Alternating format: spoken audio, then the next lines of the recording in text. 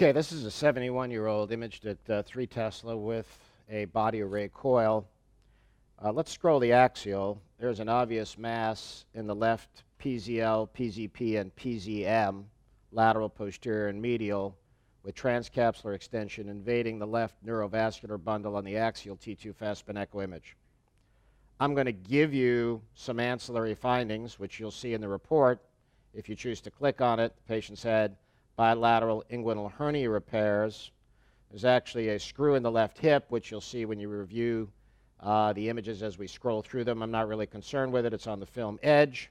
But I won't completely give you or pass off these inguinal nodes because of their plumpness, the fact that they don't have any fat in them. There's certainly one on the right, and there's one on the film edge on the left. So that's an issue that might have to be revisited should we have time. So now as we continue to scroll, I'm going to focus on 3 things. I'm going to focus on the T staging of this case.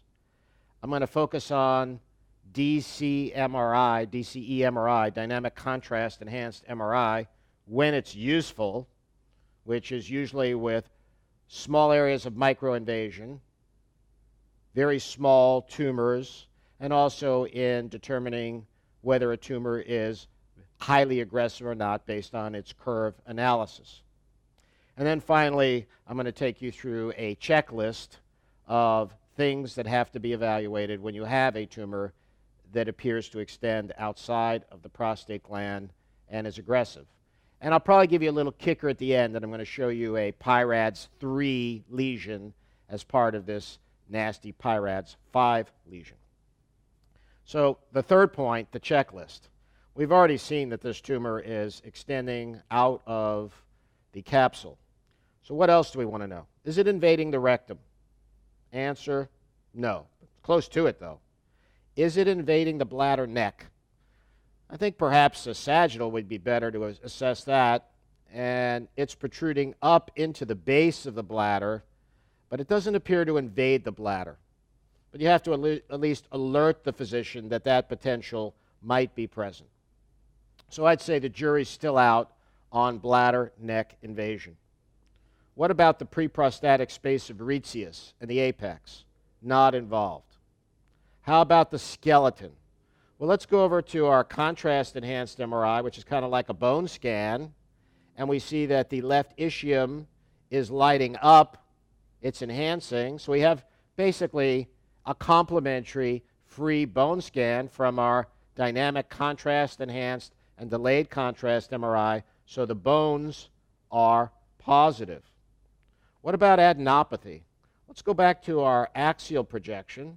Let's kind of slide back over here and check out the regional lymph nodes. So we already said we thought there was a suspicious lymph node in the right inguinal and probably left inguinal region. There's another very plump lymph node in the back, posteriorly. And then in the coronal projection, this is a fat-suppressed coronal projection right there. That is not a vessel. There's a vessel next to it. There are paired large lymph nodes in the iliac chain, the lower one approaching the obturator chain on the left. And on our fat-suppressed image, there again is our bony metastasis. And then finally, the last portion of our checklist is the seminal vesicle, which the reader not inappropriately said she thought was normal.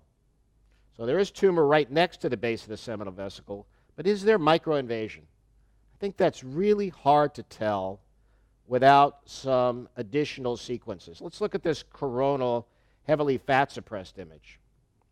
And let's look at our tumor. Here's our tumor, and here's the base of the seminal vesicle. Now this side's a little more smudgy than that side.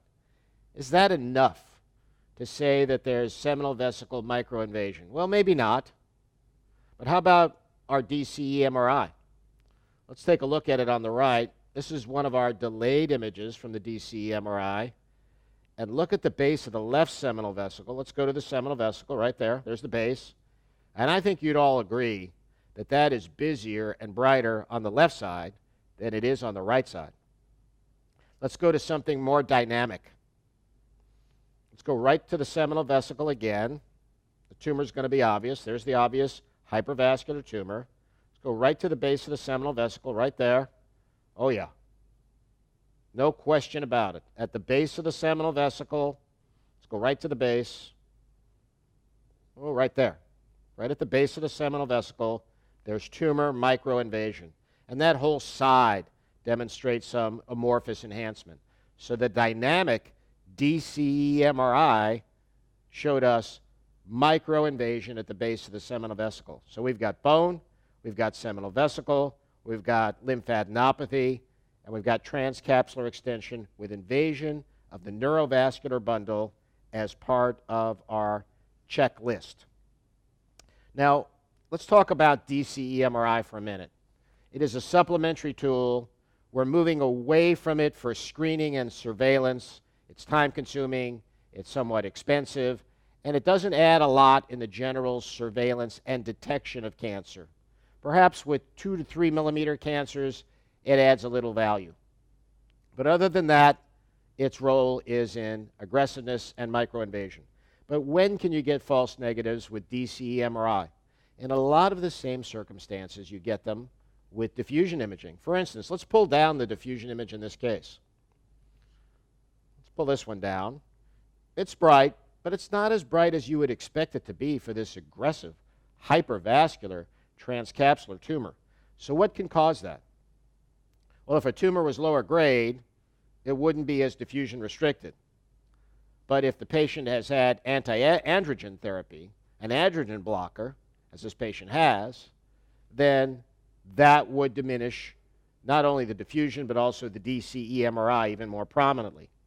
Radiation is a common cause of altering the diffusion characteristics and DCE MRI properties of a tumor. Biopsy can change it.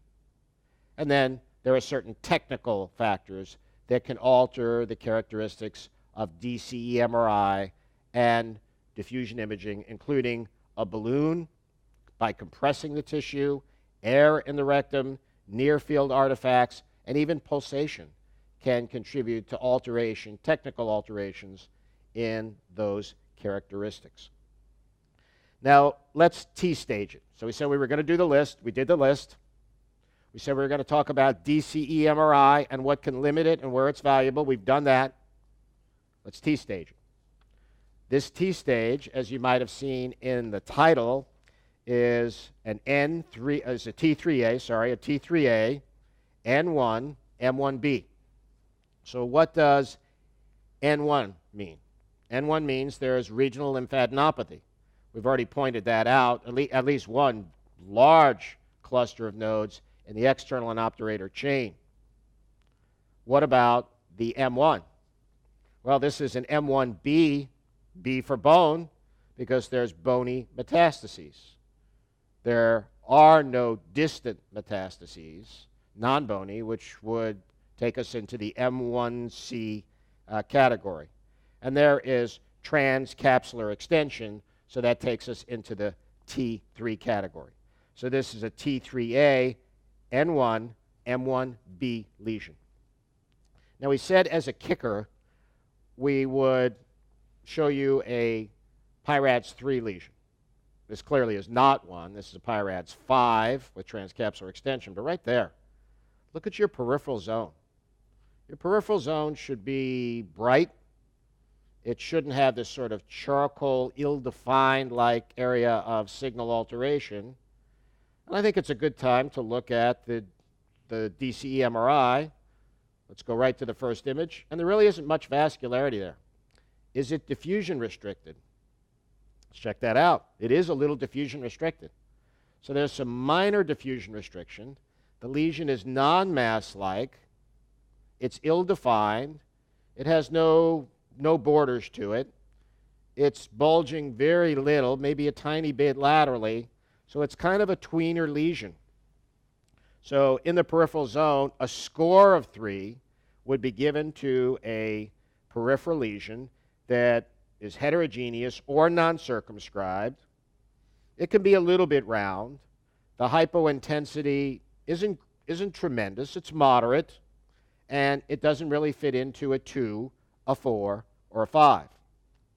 And in this case, the diffusion restriction was very modest. Let's look at the ADC map and see what that looks like. The ADC map changes were also very modest.